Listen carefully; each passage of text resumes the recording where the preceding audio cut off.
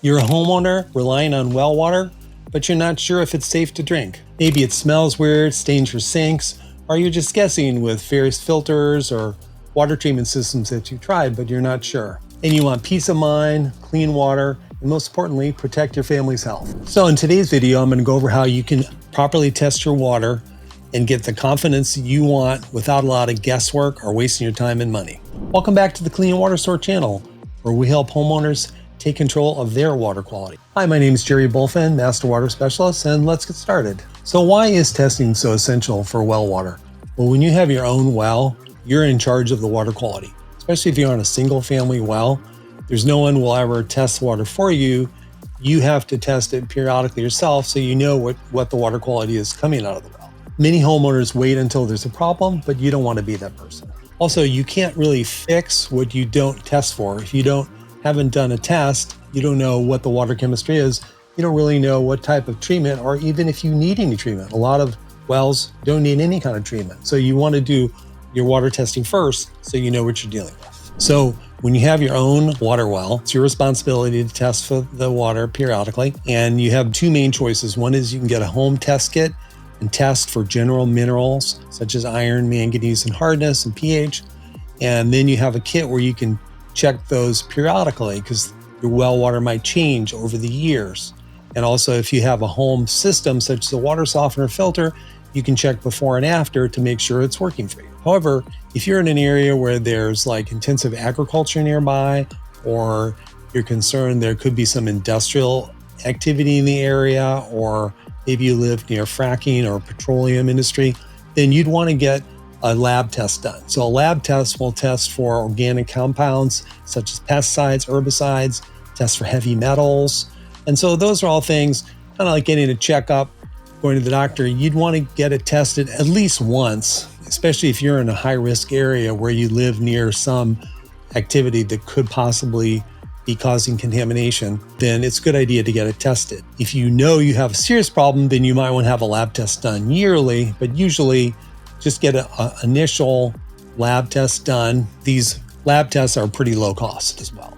One question we get a lot is, can I test my well water myself for coliform bacteria? Coliform bacteria is a common bacteria that's tested for in well water, and it's an indicator that your well is under the influence of surface water. So in other words, something from the surface, water from the surface is able to get in and contaminate your well water, and that's where the coliform bacteria is showing up, which would not show up in well water naturally. Nowadays, you can actually test for coliform bacteria yourself at home. There is an inexpensive test kit.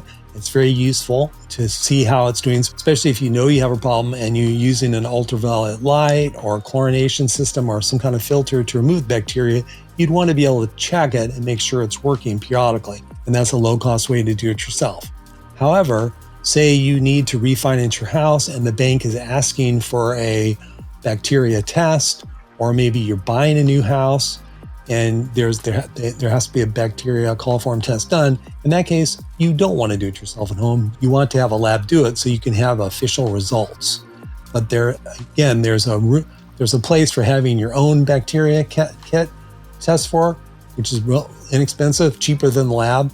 But you'd also want to have a lab test for it if it's a new property, or in the case if you're refinancing, you require to have that. So one question that comes up is, how often should you test? It's recommended that you test for bacteria and nitrate at least once a year.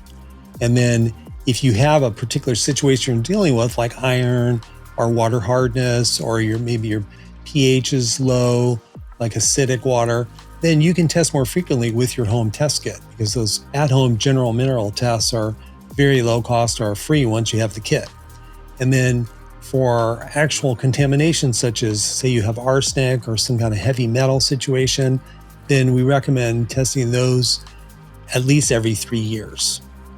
And so those give you a general guideline, but you do want to test yearly for bacteria and nitrate, just so you can spot if there's any changes.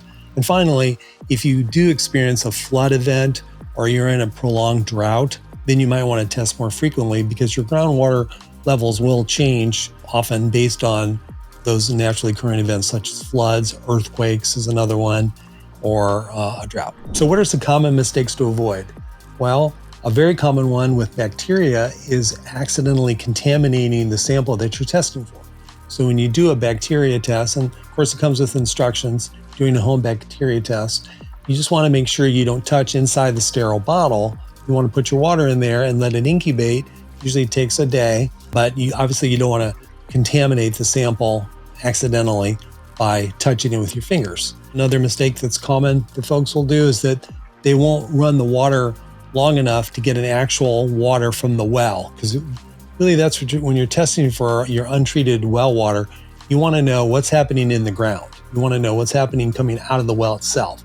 So if you just turn on the tap and just take the first sample, the water is actually coming from your pipes, and your pipes could be full of mineral buildup or metals, and could have a situation where it's actually contaminating the sample right from the pipes.